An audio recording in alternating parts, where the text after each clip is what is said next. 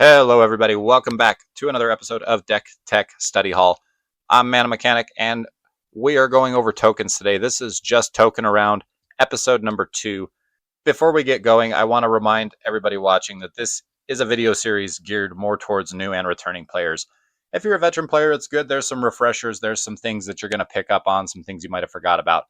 But essentially, this series is for new and returning players to just kind of go over some key elements, themes of the game, deck building strategies.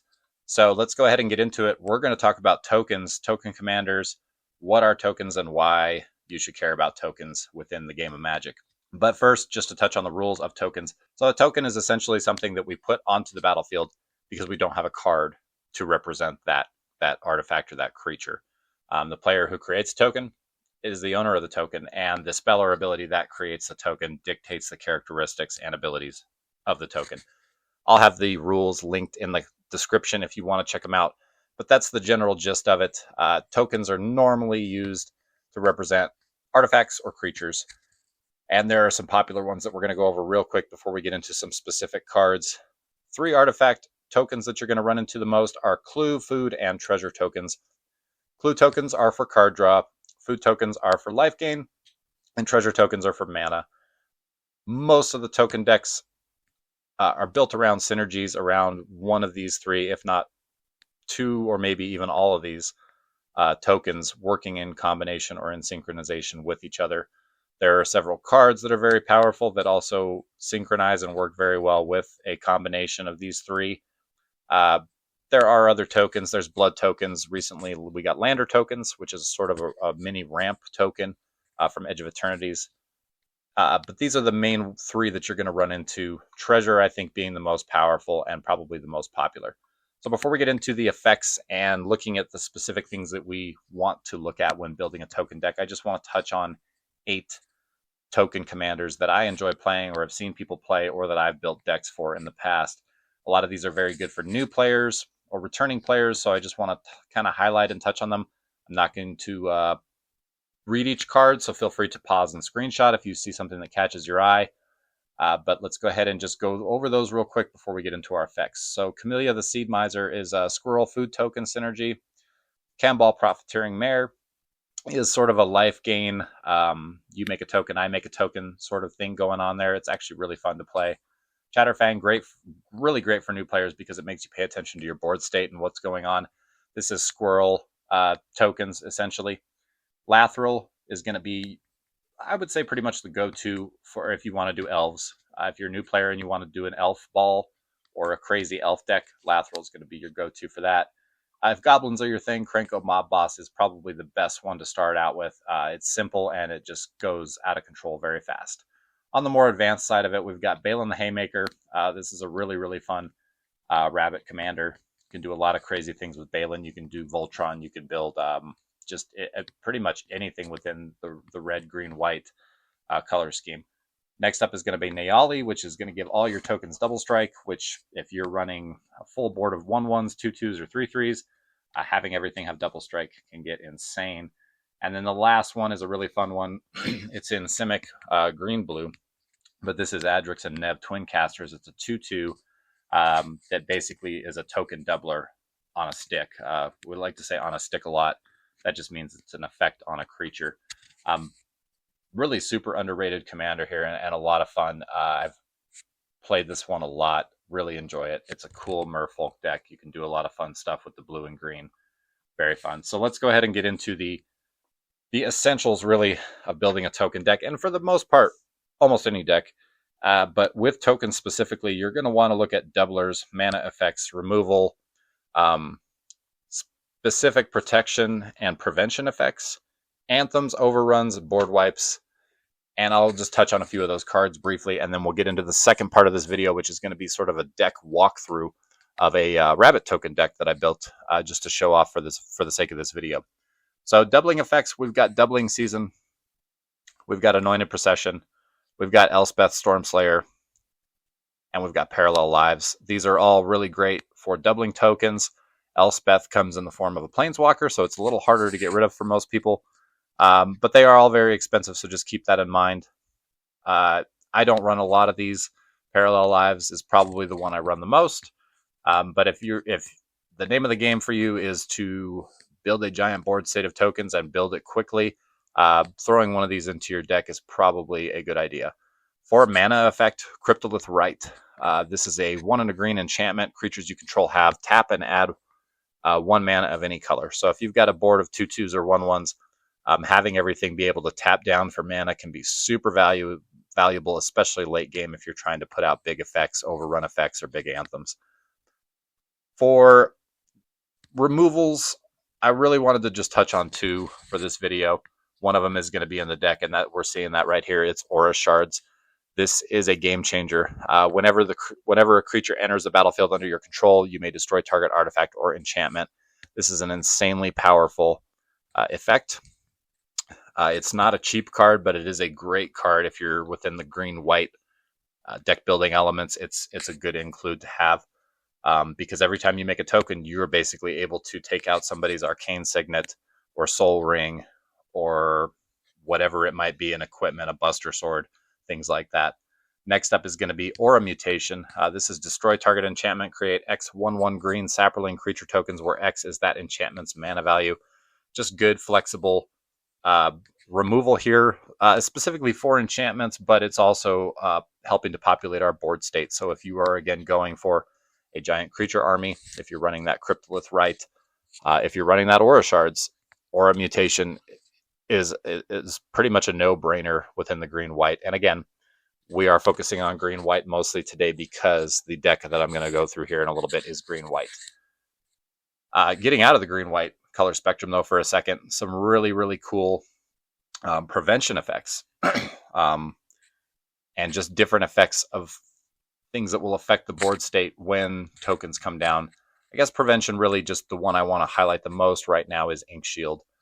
This is a fun one to play. It is a 5-cost instant, so it's a little on the costlier side to leave that much mana up. But for each damage prevented, you create a 2/1 white and black Inkling creature token with flying. So very fun card to play. Really great way to populate your board. And again, just the synergies are endless with this if you're playing a token deck. Impact Tremors is going to be another great one within red. Whenever a creature you control enters, this enchantment deals 1 damage to each opponent. Mirkwood Bats is another one outside of the green-white spectrum, but it's important to mention because this is a 2/3 flyer that whenever you create or sacrifice a token, each opponent loses 1 life. As I mentioned earlier with the Comball Profiteering Mare, this is a great card to run in that deck. The next 2 prevention sort of break the glass and use this card if you need to sort of effects. Within white and green, we've got Clever Concealment and we've got Heroic Intervention, both pretty much classic damage prevention, making your creatures indestructible sort of things.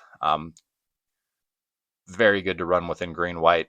Clever Concealment just got a reprint within Final Fantasy II, so I believe it's a little bit on the cheaper side. Heroic Intervention's been showing up a lot in precons, so also another very cheap card that you can pick up. So the next thing is going to be Anthem effects. Just 2 cards that I'm going to touch on in the video, and then we'll show some more in the deck walkthrough. Intangible Virtue is going to give everything +1/+1 and Vigilance. And then All Out Assault, again, breaking out of the little green-white color pie that we're working within here. But this is 2 red, white, black, and creatures you control get +1/+1 and have Death Touch. Anthem effects are very important to run. You can run any number of these, and there's a lot of creatures, which we'll see here coming up in a bit, that are actually Anthem effects within themselves. For the overrun, I just wanted to focus on Beastmaster Ascension because green-white, I really can't think of anything better within that color scheme than Beastmaster Ascension. Basically, whenever a creature you control attacks, you put a quest counter on Beastmaster Ascension, and when it has 7 or more counters on it, creatures you control get +5/+5. So this can be a very powerful win the game sort of card when it comes down, or the turn or 2 after that it comes down if somebody doesn't destroy it, obviously. And then lastly is a very cool board wipe. This is Hour of Reckoning. This is 4 and 3 white, which has Convoke as well. And this is destroy all non-token creatures. So if you're running white within a token deck, whether it's green-white or any combination, this is really, to me, is an absolute must because you're going to be able to board wipe without board wiping yourself. So that's really the gist of what I wanted to go through for the specific cards.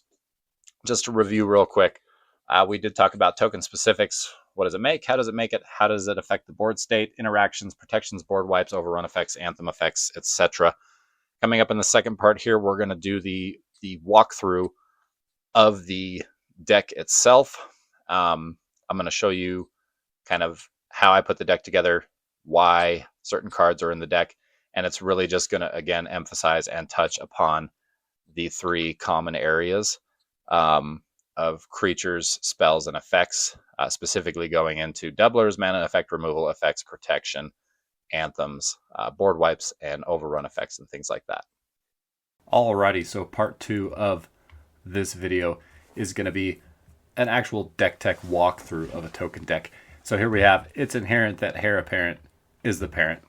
This is a rabbit token deck in green-white, and our commander's not so much focused on tokens or token generation itself as it is more being anthem and support for the tokens. So real quick, just to go over some of the themes that we talked about in the video.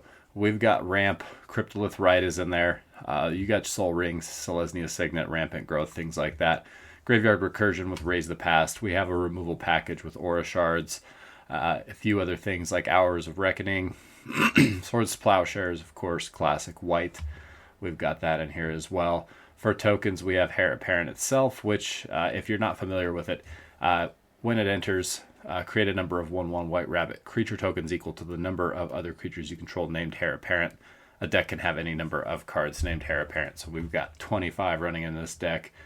Parallel Lives also in here. Second Harvest is another good token doubler. Running 36 lands. Again, I will have this deck on Archadeck linked in the description if you want to check it out. Protection, we've got Clever Concealment, Heroic Intervention, Ultimate Holy Magic, very underrated card from Final Fantasy. For our Anthem effects, Valley Quest Caller, Pollen Shield Hair, Banner of Kinship, these all give +1/+1s. So we got a little bit of card draw going on, a little bit of pump, a little bit of ramp. Counters, draw, Burrowguard Mentor. If you're doing rabbits within green-white, this is a finisher. Burrowguard Mentor's power and toughness are equal to the number of creatures you control. So if we got 20 rabbits, this is a 20/20 with trample. Pretty much a game winner at that point. But essentially, this is the deck. This is what I sort of build around when I'm doing tokens. Outside of lands, we want protection, we want anthem, we want ramp, and we want removal.